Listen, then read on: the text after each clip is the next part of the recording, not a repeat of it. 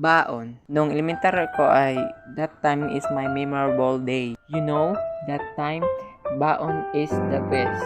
Dahil feel na feel mo dahil ang sarap ng mga baon mo tulad ng sandwich na may ham, juice at biscuit na iba-iba ang mga brand ganun like Pita, Bingo at etc. Nung elementary ako ay pinabaonan ako ng nanay ko ng juice at biscuit.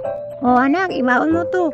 Kainin mo to pag recess ha. Baka maubos to pag hindi pa recess. Yehe, ano ba yan, Nay? Tsaka di ko naman niya kakainin pag di pa recess, Nay eh.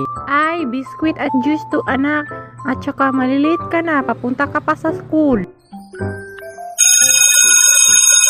Hey, good morning class. Today is the first day of the week. So, let's discuss about division and multiplication. Q, ano bang baon mo? Tanong ko lang. Baon ko, biscuit at juice. Sa'yo, Jim, ano ang yung baon mo?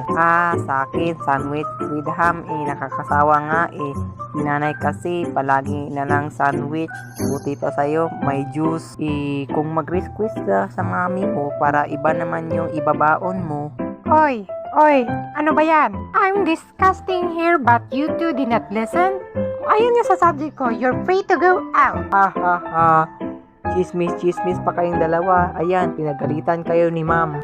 Gusto mo ba ng suntukan? Baka mabungi ka dyan. Jim, kumama ka. Maliit na bagay lang yan. Tsaka ikaw, Budoy, tumahimik ka dyan. Okay, let's go back to our discussion. Yung time na yun ay nagtawanan ng kami ni Jim. Nung recess time ay inilabas namin ang mga baon namin para aming kainin. Ano bang baon mo?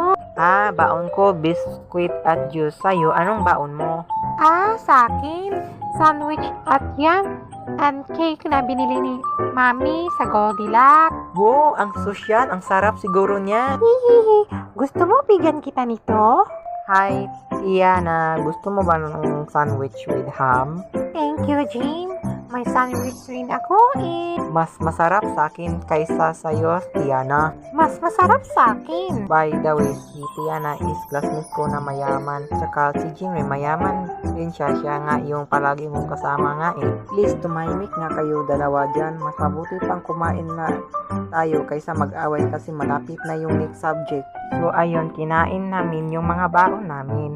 Ang sarap. Ako'y nabusog. Yummy! Oh, me too. Busog rin ako sa baon ko. Ako rin, nabusog rin ako sa baon ko.